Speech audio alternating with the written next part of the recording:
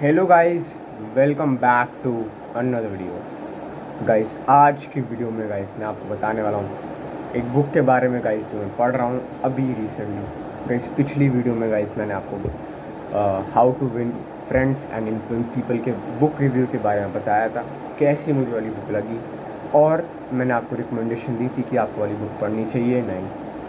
आज की वीडियो में गाइस मैं थोड़ी सी अलग बुक लाया हूँ, बट ये बहुत ज़्यादा अच्छी बुक है। जनरली आपने बहुत आप में से बहुत लोगों ने ये वाली बुक पढ़ी होगी, और गाइस मैंने अभी रिसेंटली स्टार्ट की है। इस बुक का नाम है गाइस इकिगाई।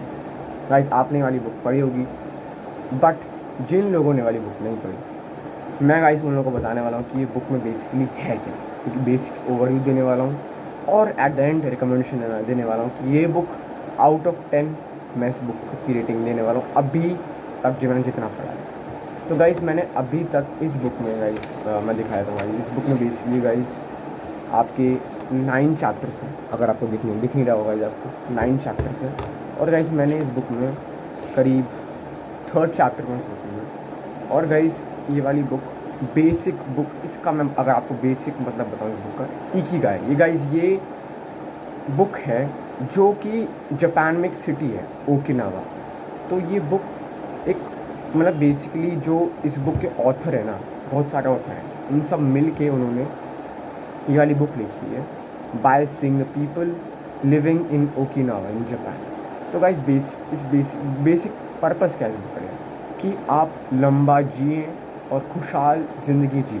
सिंपल बेसिक मतलब गाइस पूरे वर्ल्ड में ओकिनावा शहर में छोटा सा आइलैंड है जो कि जापान में, वहाँ सबसे ज़्यादा ओल्ड पीपल है जो कि 100 से ज़्यादा जीते हैं जनरली इन द वर्ल्ड। तो सबसे ज़्यादा अकाउंट किया गया रिकॉर्ड है ओकिनावा में। तो इसलिए गाइस जो ये ऑथर थे इस बुक के, वो जानना चाहते थे कि ओकिनावा के लोग ऐसा क्या करते हैं, ऐसा क्या लाइफस्टाइल है उनकी, जो कि वो इतना लंबा जीते हैं as compared to other people living in other parts of the world. जहाँ एशिया में 60, 70, 80 के बाद आपकी डेथ बहुत नियर होती है, वहाँ जापान में 100+ ईयर्स ईजीली जी लेते हैं लोग। कैसे?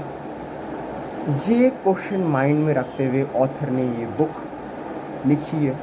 उन्होंने स्टडी की थी ओकिनावा में, सिर्फ ओकिनावा में नहीं गाइस, ऐसे 4 और सिटीज़ हैं वर्ल्ड में, पूरे वर्ल्ड में, जिनको ब्लू जोन्स का नाम दिया गया है, जहाँ आपको मोर देन 100 ईयर्स प्लस लोग रहते हैं, उनकी ईयर्स 100 ईयर्स प्लस है।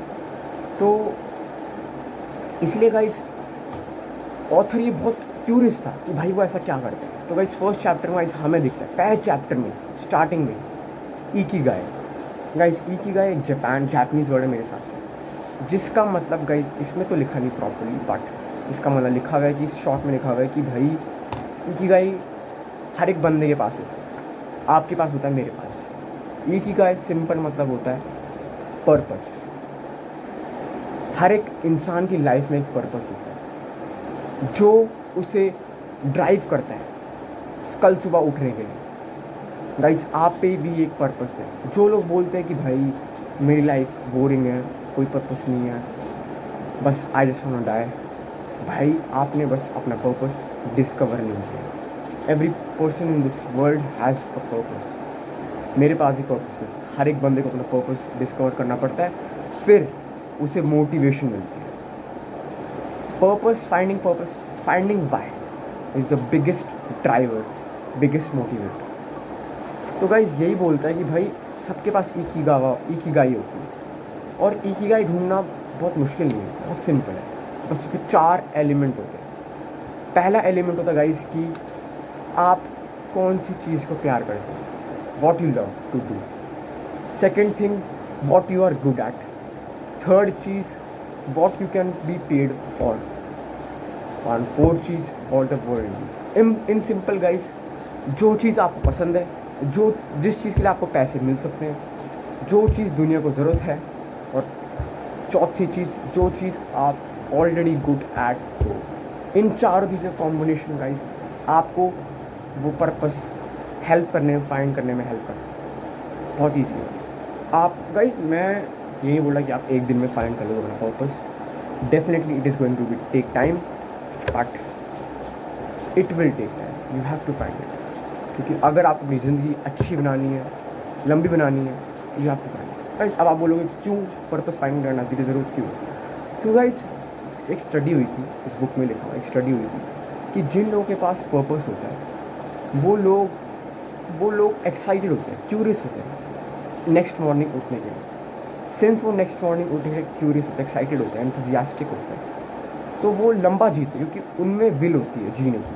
आपने सुना होगा, जिसमें है विल तो वो ही आगे कंटिन्यू कर सकता है कोई भी चैलेंज हो। अगर आप डिटरमिन्ड, जब भी आप वो चैलेंज पार कर पाओ, सेम चीज़ अप्लाई होती है, सेम कॉन्सेप्ट अप्लाई होती है। अगर आप में कोई पर्पस नहीं है, आपको कोई मन नहीं है, अगर आप स्ट्रेस लेते हो, स्पेशली स्ट्रेस बहुत बड़ा, इसमें आप बोलोगे जहर है, जो कि आपको लंबा जीने में बिल्कुल, आपकी हेल्थ, आपकी जो एज है बहुत शॉर्टन कर देगा। क्योंकि गाइज, जब आप स्ट्रेस लेते हो ना, बॉडी कुछ ऐसे हार्मोन्स रिलीज़ करता है जो कि आपके सेल्स को एज करते हैं। इसलिए बोलते हैं कि भाई, अगर आपके पास लाइफ में पर्पस होगा, कोई भी डिफ़िकल्टी हो आपकी लाइफ में, आप हमेशा अपने पर्पस के टुवर्ड्स वर्क अपॉन करते रहोगे, और वो डिफ़िकल्टी आप पे कभी भी ओवर चढ़ेगी नहीं। आपको ये नहीं लगेगा कि भाई मैं इस डिफ़िकल्टी में फंस चुका हूँ, तो आप कभी भी डिप्रेशन, स्ट्रेस में नहीं जाओगे। कभी डेफिनेटली होने वाला है, लेस होने वाला है compare to the people who have no purpose. क्योंकि अगर आप पे पर्पस है, आपकी लाइफ इंटरेस्टिंग होने वाली है। एग्जाम्पल लेता हूँ, अगर लेट्स सी आपको एक फुटबॉलर बनना है, आप एक प्रोफेशनल फुटबॉलर बनना है, और आपका लाइफ में बहुत फाइनेंशियल प्रॉब्लम्स चल रही है, तो हम एक एग्जांपल लेते हैं कि आप फुटबॉल बनना चाहते हो, और वहीं दूसरा पर्सन है जिसके भी सेम ड्रीम्स है, बट उसकी भी उसकी भी डेफिनेटली सेम प्रॉब्लम्स है, बट कोई ड्रीम्स नहीं है, उसका कोई पर्पस नहीं है। वाइज आपको क्या लगता है, कौन मेहनत करने के लिए डिटरमिनेड है? डेफिनेटली पर्सन है, क्योंकि भाई उसको फुटबॉल बनना है, उस पर एक रीज़न है, वाई है कि उसे मेहनत क्यों करनी है, उसे क्यों अपनी पॉवर्टी को ओवरकम करना है। दूसरे पर्सन पे कोई रीज़न नहीं है, वो बस अपनी लाइफ को कोर्स करने वाला है, अपनी डेस्टिनी को कोर्स करने वाला है कि भाई मुझे भगवान ने गरीब क्यों बनाया, सिंपल है।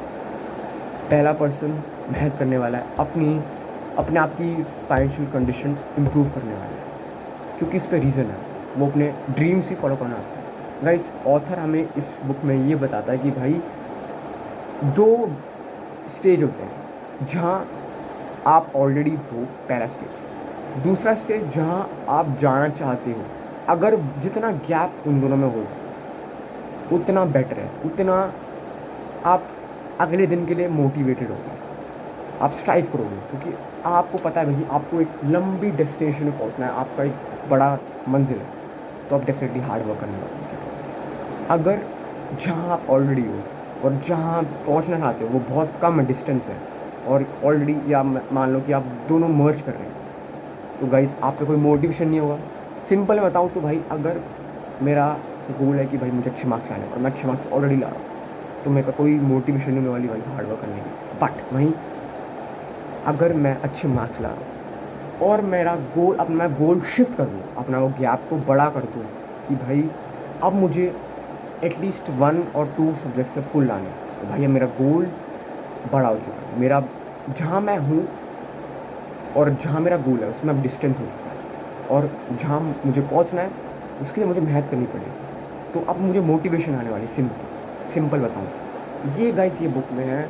और गाइस एक और इफ़ेक्ट के बारे में लिखा गया है, 80% रूल, कि गाइस जब भी आप खाना खाते हो ओनली 80% स्टमक भरो, क्योंकि जब भी हम गाइस ओवर ईटिंग करते हैं, 100% ज़्यादा खाना खाते हैं, हमारे स्टमक में जो सेल्स होते हैं वो एज करने लग जाते हैं, और हमारे जो ऑर्गन्स होते हैं वो इतने हेल्दी नहीं रहते, क्योंकि उन पर बहुत स्ट्रेस ओवरलोड डाल देते हैं। सिंपल में ये लिखा गाइज।